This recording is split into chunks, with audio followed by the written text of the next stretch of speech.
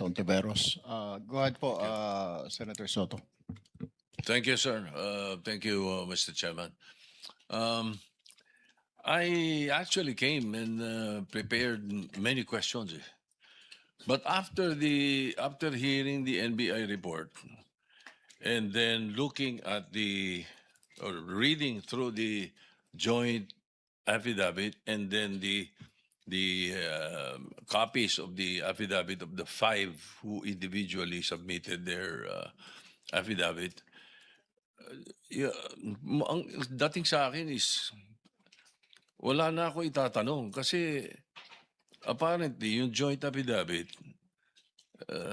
what's it the word used by NBI based on the NBI report? Concocted eh. Merong gumawa, at parang for media purposes. Tapos, nakabanggit ako ron, nasingit ako, somewhere along this makapal na affidavit na to. And then, nung magbigay ng sinumpaang salaysay, yung mga nabanggit doon, lalo na yung 5, hindi ako binanggit. Wala akong banggit doon. Walang sinasabi sa akin doon, Pero pagdating nung ano ba to, pseudo hearing, ay pilit tinatanong nung dalawang senador tungkol sa akin tsaka kay Senator Lacson. So, I actually sympathize with the 18 ex-bodyguards because parang nagagamit talaga sila. Ay, nakakaawa eh. Dahil later on, baka sila sasalo ng lahat ng kabulastugan ng ginawa nung nag-prepare ng joint affidavit, nagsingit si ganito, sinama si ganito. Pagkatapos, individually, pagka nakausap mo, iba ang kwento nila nung sarili nilang kaalaman. So, with that, Mr. Chairman, I have no questions to any of them. Obvious na. Alam na ng taong bayan ano nangyari. Thank you, Senator Soto. Senator Risa. Salamat, Mr. Chair. With the advice of Vice Chair Kiko in relation dun sa lindol na binanggit ni Senator Bam, tatlong maikling factual questions na lamang po. Sa NBI po, hindi po ba sa investigasyon nyo, parte po yung pagkondukta ng lie detector test? And if so, bakit po hindi nakapag-lie detector test po yung 18 ex-bodyguards? Meron pong nung tinanong kung willing silang pumasok sa lie detector test, meron namang mga sumagot na lang directly na opo. Meron namang mga sumagot din na ang sinasabi is tatanungin si Attorney Balikod. Kaya nangyari po dyan, hindi mo na subject sa lie detector test kasi po, yung lumalabas on a general sense, tanungin po yung kanilang abogado. Pero we are ready to conduct po yung lie detector test if they will agree. Salamat po, Mr. Chair. At doon po sa investigasyon ng Bureau, lumabas po ba kung paano nakilala nung 18 ex-bodyguards si Attorney Baligod? Mr. Chair, ganito po, in-approach nila yung isa what's the name? Buduan, in-approach ni Attorney Balikod. Tapos si Buduan, siya na ang nag-recruit doon sa 18, sa 17. At nagsimula sila nag-meeting and eventually, hini-house na po sila sa isang tirahan sa White Plains, doon po sa lugar ni Attorney Balikod mismo, mula pa po nung November. So ang naging offshoot po, ang takeaway po, naging offshoot niyan, kaya po na si Buduan, yung kay Gutesa po, doon po nagsimula. Salamat, Mr. Chair. At huling tanong na lamang, so paano po nabuo yung grupong ito? Ganun po na lumapit si Attorney Baligod kay Mr. Buduan at si Mr. Buduan na ang nag-recruit nung 17 pa? Meron pa baka nalaman ang NBI dun sa pagbubuo ng grupo? Tama po yun. Si Buduan po yung parang pinakang kinuha na kumausap para doon sa 18 na sumama. Katunayan, hindi lang nga po, ang amin pong findings, hindi lang po 18 yung kanilang kinakausap. 26 po dapat yan 24, may 6 pa po. Kung makita nyo po, may mga lumabas doon sa social media na aming ang nilabas, may kinakausap na additional na 6 para magiging 24. Tapos ang nangyari po niyan, na-record pa nga na para nagtatawaran pa ng presyo kung ano yung ibibigay. Meron po kaming recording noon. Nakuha rin po namin sa aming monitoring ng aming CCD, yung pong aming Cybercrime Division, nandoon po. Meron din po mga report na pumasok sa amin na malalayong lugar, mga taga Isabela, taga Tugigaraw, pinupuntahan pa ni Attorney Balikod para kumbinsihin.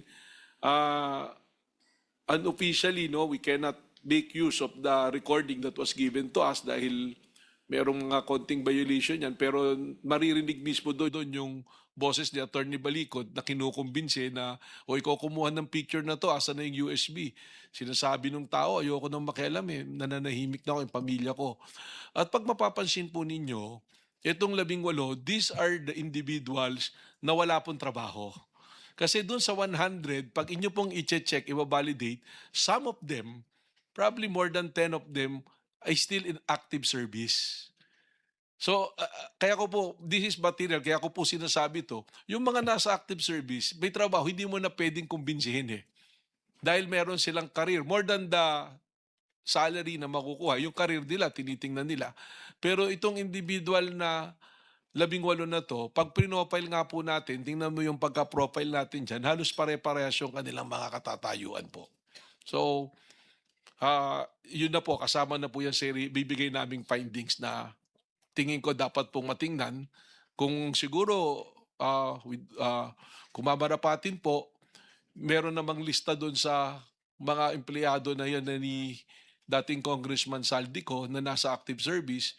May mga ilan po akong nakausap dyan na natatakot na lang lumabas dahil they're very protective of their career. Baka sakali po, sa pamamagitan po ninyo through an executive session, makausap po itong mga tao na ito para po matapos at makita natin po ang katotohanan. Mr. Chair, po makisingit, ma'am. Actually, yun lang Okay. yun lang naman po yung huli kong tanong, Mr. Chair. Maraming salamat po, Mr. Chair at kay Director. And kapag po fully constituted na po yung ating komite at magpatuloy na yung mga hearings, I would be very interested kung mabigyan daan po ng chair yung executive session na iminungkahi ni Director Matibag para nga po makausap yung ibang mga taong iyon na pwedeng magbigay ng buong katotohanan. And napaka-interesante pong makausap din si Mr. Buduan. So sana po ay ma-find within themselves nung 18 ex-bodyguards na tawag nito, bigyan ng respeto ang ipadadalang imbitasyon ng komite sa kanila sa susunod po na pagdinig ng fully constituted committee. Salamat po, Mr. Chair. Thank you, Senator Risa. Chair, Noted. Go ahead, Senator Raffy. Okay, kasi kanina nababanggit ni Atty. Matibag paulit-ulit na si Buduan, ano bang Buduan saka Baligod. So sila yung nag-recruit dito sa 18 and meron pang sinasabi nga nagbayaran, nagtawaran, etc.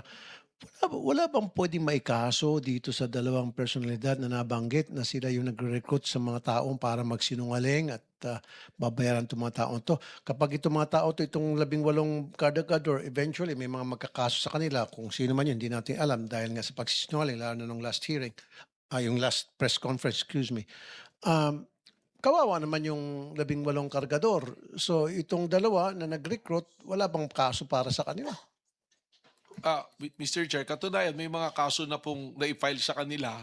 Yung mga binanggit po na pangalan, I think may mga nagkaso na po. At sa amin din po, meron pong nakapending kaming mga investigation na ang kaso naman, ang ikinaso naman po yung sa cyber libel naman dahil inilabas nga po to sa SOCMED at kasama po sa kinakasuhan si Attorney Balikod. Pero ang NBI po itself, hindi pa po namin maitulak na kami ang magkaso hanggat amin pong mabuo finally yung kabuuan ng istorya nito, na kwento. Kaya nga sabi ko po, this is an open and shut case kasi po may mga nasasara kami pero meron pa rin po mga pumapasok na impormasyon kagaya po nung galing kay Mr. Ragasa na binigay.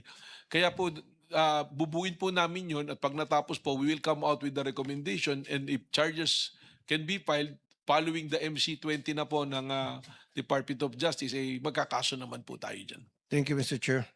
Thank you. For the record, si Attorney Balikod po at yung 18 bodyguards nasa taas pa rin po at patuloy po ang pagbibigay ng press conference. Medyo maging kanilang mga pahayag po sa media, nagka bali-baliko na dahil kanina sabi nila willing po silang bumaba. And then kumambyo naman po si Attorney Baligod, sabi naman po ayaw na bumaba dahil baka ma-cite daw sila ng contempt ng committee na ito dahil sa umano'y titig-isipin natin nagsisinungaling sila. Pero nevertheless po, ayaw po nilang mag-attend sa hearing, sa meeting po na ito. 3 beses na po, simula kanina po na mag-umpisa tayo alas 9 pasado hanggang ngayon, ayaw po nilang bumaba. Despite the fact na may inutusan na po tayo sa Blue Ribbon na secretariat, wala po silang sagot. Patuloy po kanilang pagbibigay ng press con, nililin lang din po nila ang sambayanan, oo, pero mamaya-maya sinasabi, hindi na lamang po. So sa ngayon po, ayaw po talaga nilang umattend, mga kasama na dito po sa ating ipinatawag po na meeting. Well, it makes us question their credibility at kanila pong motibo. Pumunta po sila dito pero ayaw naman po nilang bumaba dito sa meeting po na ito.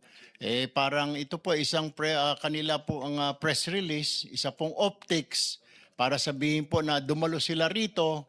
Pero sa totoo po, ilang beses po nating inimbitahan, ayaw po nilang bumaba po rito sa ating tanggapan, and yet ang gusto lamang po nila ay mag-press con po sa taas. To our resource persons, please submit the relevant documents and status updates of to this committee. At the appropriate time, we shall determine further measures to ensure accountability. We sympathize with the victims of the earthquake in Mindanao. Kaya po